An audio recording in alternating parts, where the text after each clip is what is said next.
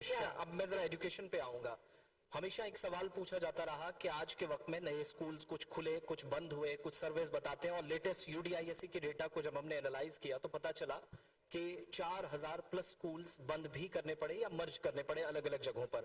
وجوہات اس کی کیا ہیں وہ ذرا آپ ایک تو ایکسپلین کر دیجیے گا. دوسرا, ڈیفرنٹ سکولز کے اندر آج بھی ہماری ڈیٹا یا جانکاری کے مطابق 250 پلس ٹیچرز ایسی جگہوں پر کام کر رہے ہیں جہاں پر ایک بھی بچہ انرول نہیں ہے. انرولمنٹ ڈرائیو کامیاب نہیں ہو پائی, یا پھر یہ جو بیلنس نظام کے میں یا سسٹم میں بیلنس رکھنے والی بات ہوتی ہے کہ جتنے بچے اس حساب سے ٹیچر, وہ ریشو بھی برابر رکھی جائے. پریشانی کہاں پر آ رہی ہے کہ اس سوال کا جواب تلاشنا تھوڑا مشکل نظر آ رہا ہے؟ نہیں, کوئی مشکل نہیں ہے. ایک میں آپ کو بتاؤں گی کہ جو مرج کیے گئے سکولز ہیں جی, جو پچھلے سرکار جب عمر عبداللہ صاحب کی سرکار تھی اس وقت ہمارے پاس بہت ڈیمانڈ آتی ہیں کہ سکول نہیں ہے, دور دراز ایریا, چاہے وہ ایس ٹی پاپولیشن ہو چاہے وہ نان ایس ٹی پاپولیشن ہو, جن گاؤں میں سکول کھلا ہی نہیں تھا لیکن ہم نے کوشش کی, وہاں بچے بہت کم پڑھتے تھے, جاتے نہیں تھے آس پاس کے گاؤں میں کیونکہ روڈ کنیکٹیوٹی کافی کمی تھی. ہم نے نیو اوپننگز وہاں پہ دی ہے تاکہ بچے پڑھ پائے, زیادہ سے زیادہ تعلیم حاصل کر سکے. لیکن اب پچھلے دور وہ تو میں تو اس کا جواب کیا دوں گی, لیکن میں ڈپارٹمنٹ کو اس وقت ہیڈ کر رہی ہوں. جو میں نے انفارمیشن لائی ہے وہ تو پیچھے جو ہوا سو ہوا, اس میں ہمارا کوئی رول نہیں ہے. ہم اگر جواب دیں گے ہم اپنے کارکردگی کا جواب دیں گے جو ہمارے ٹائم پہ ہوگا. اگر ہمارے ٹائم پہ کہیں غلطی ہوگی اس کا جواب آپ ہم سے لے سکتے ہیں.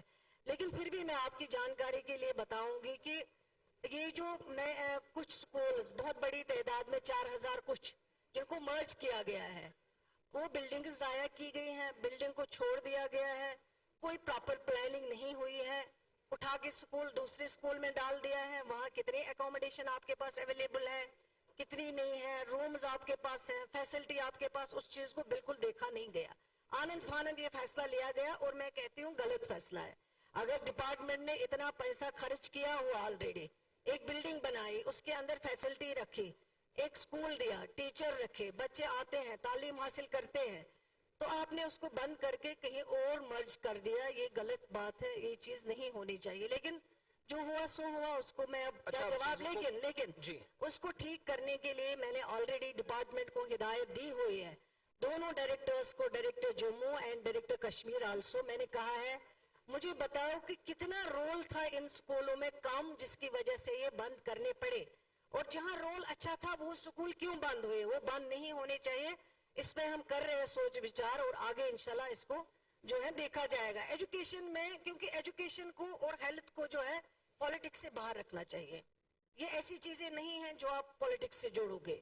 ہیلتھ سیکٹر ایسا سیکٹر ہے جب اگر آپ کسی ملک, کسی ریاست, کسی یوٹی کی ترقی دیکھنا چاہتے ہو, آپ کو سب سے پریورٹائز ہیلتھ ڈپارٹمنٹ کرنا پڑے گا, اس کے بعد ایجوکیشن ڈپارٹمنٹ.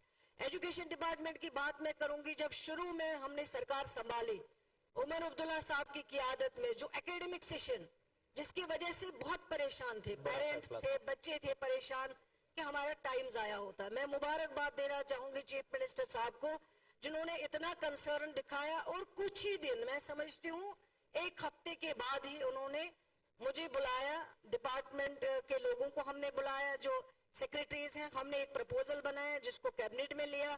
ہم نے یہ ایکیڈمک سیشن چینج کیا, جیسے پہلے سیشن ایکیڈمک ہوا کرتا تھا ویسے ہی ہم نے کیا, اور اس کے لیے جو ڈپارٹمنٹ کو کام کرنا پڑا, ڈپارٹمنٹ کے آفیسرز کو بھی مبارکباد دینا چاہوں گی جنہوں نے اتنے کم ٹائم میں یہ امیجیٹ پرپوزل بنا کے کیبنٹ میں لے کے اس کو اپروو کر کے, اور اس کے بعد جو باقی تیاریاں کرنی تھی وہ انہوں نے کی ہے.